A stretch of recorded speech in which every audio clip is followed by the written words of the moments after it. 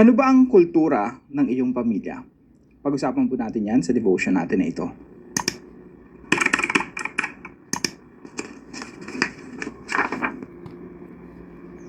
Magandang araw po sa bawat isa sa inyo. Welcome back to our 365 Daily Devotions, Bible Characters Edition. Now, dito po sa devotion natin na ito, pag-uusapan po natin yung kultura ng Diyos. Ano bang gusto ng Diyos na kultura ng pamilya at kultura ng lahat ng mga bansa? Now, bago po tayo magsimula, binabati ko po muna si Alejandro Galicia, Grace de la Rosa, and Cristina Guillermo. Maraming salamat po sa inyong pagsubaybay dito po sa ating mga devotions. Now, yung topic po natin ngayon ay 10 Commandments. So, si Lord po, pinalaya niya yung bayan ng Israel mula sa pagkalipin sa Ehipto. So, isipin niyo po si Moses, no? May dala-dala siyang mga 2.5 million people. Kasi sabi sa Bible, 600,000 men. Hindi binilang yung mga babae tsaka mga bata. 600,000 men. I think sabi ko yata last time 400, no? 600,000 men. Ayun po sa Exodus chapter 12 verse 37. So, dala-dala ni Moses yun. Bit-bit-bit niya yung bayan ng Israel. Meron silang kultura ng Ehipto na alipin sila sa Egypt. For hundreds of years, alipin sila. Meron silang kultura na kakaiba. Na meron silang slave mentality. Now, kailangan silang turuan ng Diyos ng panibagong kultura. Bakit po? Kasi meron na silang bagong hari. Yung hari nila, hindi hari ng Ehipto, kundi ang Diyos mismo. Siya yung hari ng Israel at tinuturuan ng Diyos yung kanyang bayan magkaroon ng bagong kultura. Now, paano po magkakaroon ng bagong kultura yung isang bansa? Kailangan po ng mga bagong mga batas. Kaya po merong 10 Commandments. So si Moses, umakyat siya ng bundok at nakakipagniig siya sa Diyos.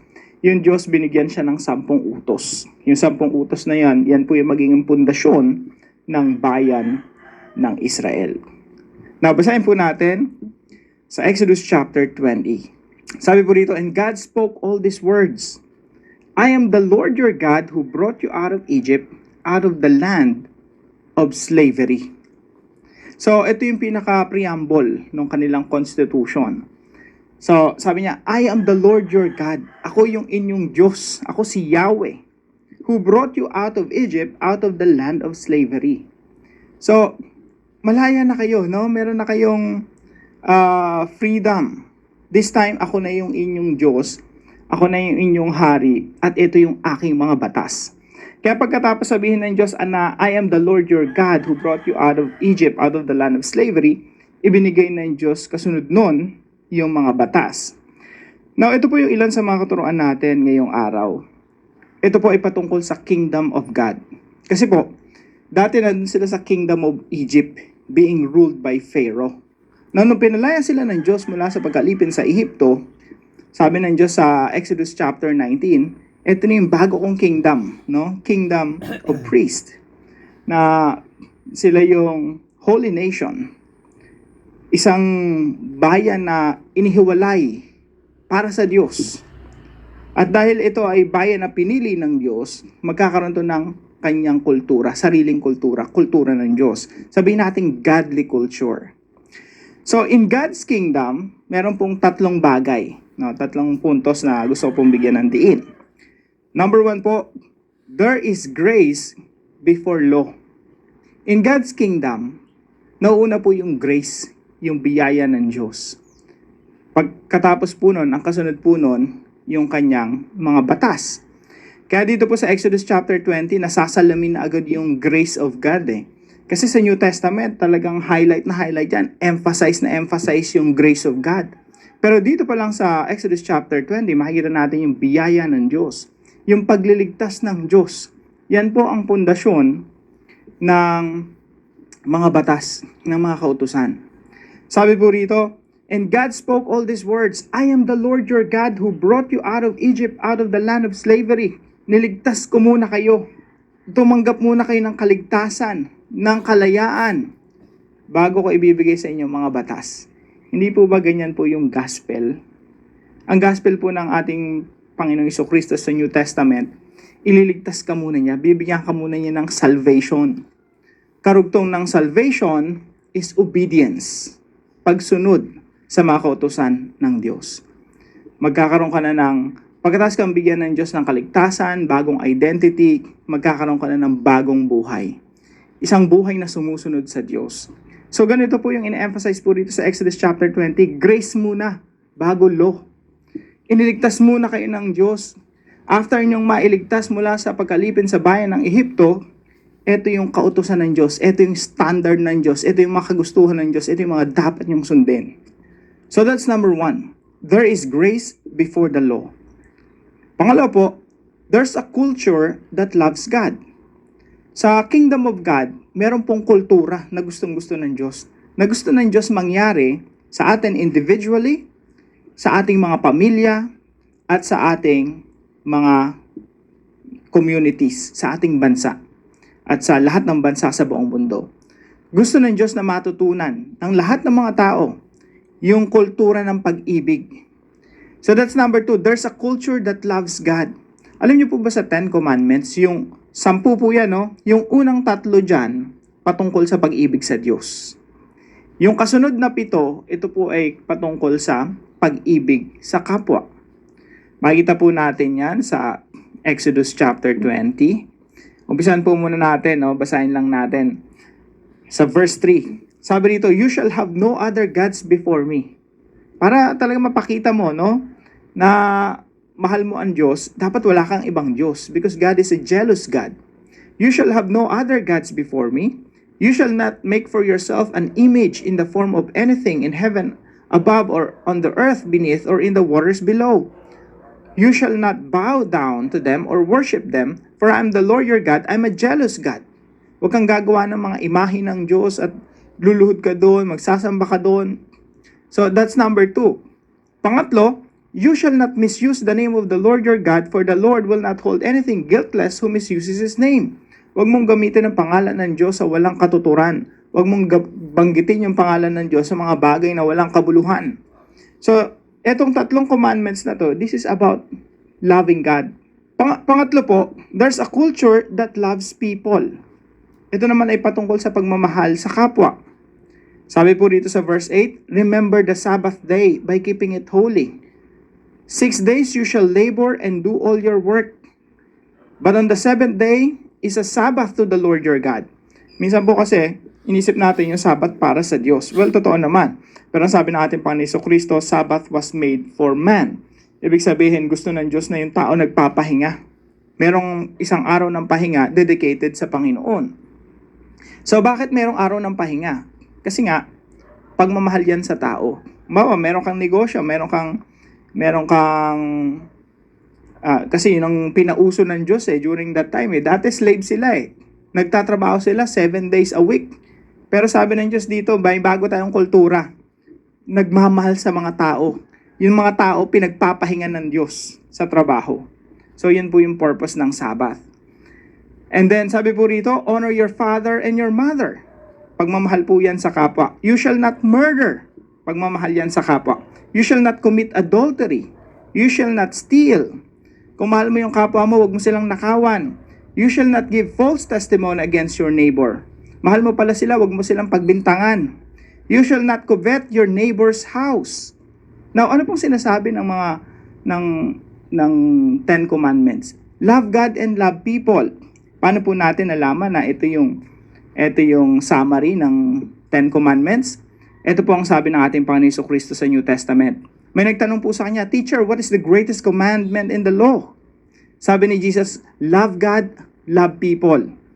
And then verse 40, sa Matthew chapter 22, sabi niya, all the law and the prophets hang on these 2 commandments. Ibig sabihin, yung lahat ng commandments sa buong Biblia, sinamarize ni Jesus Christ, 2 lang yan. Love God, love people. Pag in-expand mo yan, 10 commandments yun. Pag in-expand mo yung 10 commandments, yun yung lahat ng mga kautusan sa Biblia. So, anong gusto talaga ng Diyos? Gusto po ng Diyos na yung bawat individual, tayo, at yung ating mga pamilya at mga komunidad, lahat ng mga bansa sa mundo, mapuno ng pag-ibig para sa Diyos at mapuno ng pag-ibig para sa tao, para sa kapwa. That is godly culture. That is the kingdom culture. Now, paano po natin ito isasabuhay? Number 1 po, rely on God's grace in order to obey His law. Kailangan po nating sumandig sa biyaya ng Diyos kasi mahirap magmahal. Mahirap magmahal sa kapwa mo tao, mahirap mahalin yung mga taong hindi ka mahal-mahal, mahirap mahalin yung mga taong nakasakit sa iyo, mahirap mahalin yung mga taong people who betrayed your trust. It is hard to love people who hate you, who insult you, who curse you. Pero ang sabi ng Panginoon, this is the kingdom culture.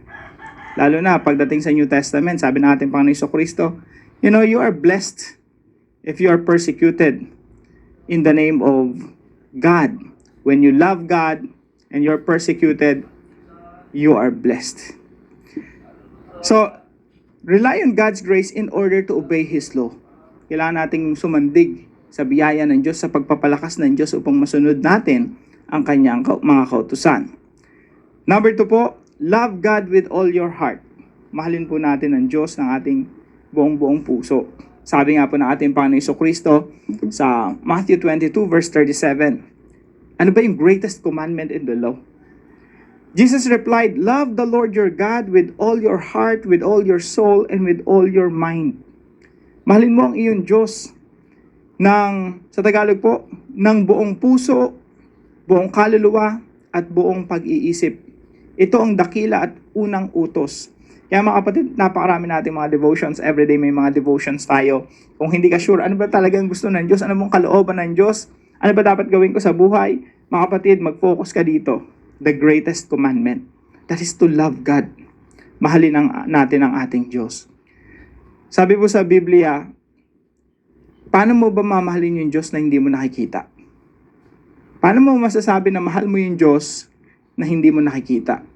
Sabi sa Bible, start by loving the people you see.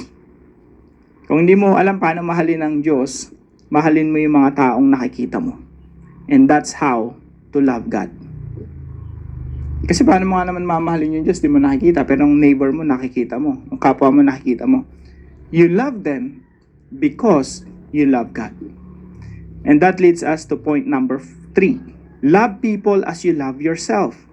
Sabi po ng ating Panginoon Jesucristo, and the second is like it, love your neighbor as yourself.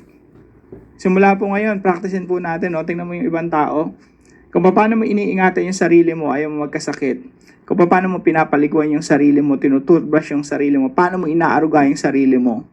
You treat other people in the same manner. Ingatan mo sila, alagaan mo sila, ayaw mo silang masaktan, the way you love yourself. Sino ba sa atin ang gustong nasasaktan? Sino ba sa atin ang gustong sumasama ang loob? So the way to love others is to love them as you love yourself. Now, ibang perspective yung sinasabi dito ng ating Panginoon Jesucristo . Tingnan mo yung ibang tao, the way you look at yourself. Kasi pag tinignan mo yung sarili mo, you're very familiar with yourself, you love yourself, you take care of yourself. Pero kung paano mo minamahal yung sarili mo, that's how you should love other people. Ibang perspective. Yung iba kasi, pag tinignan natin yung mga tao, stranghero . Kaya hindi natin sila mahal. Pero yung tingin natin sa sarili natin, familiar. That's why we love. We love ourselves. Pero pag tinignan mo yung ibang tao, from now on, they're no longer strangers to you. Kasi yung ibang tao, they are you. Ikaw yan. Ikaw yung mga taong nasa paligid mo. That's how you should love them. You should look at them the way you look at yourself. You should take care of them the way you take care of yourself.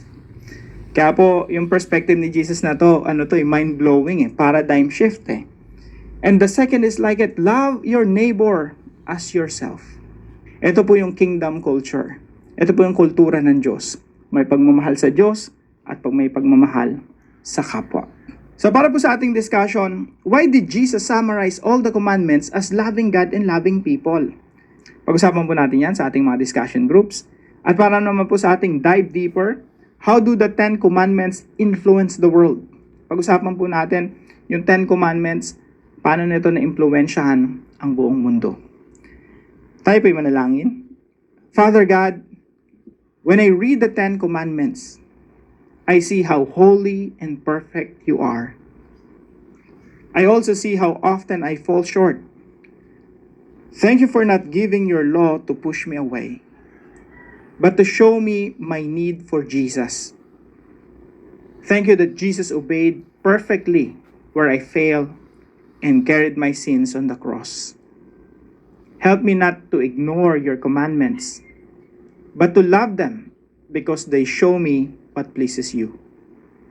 Teach me to obey you, not to earn your love, but because you have already loved and saved me. In Jesus' name, amen and amen. Maraming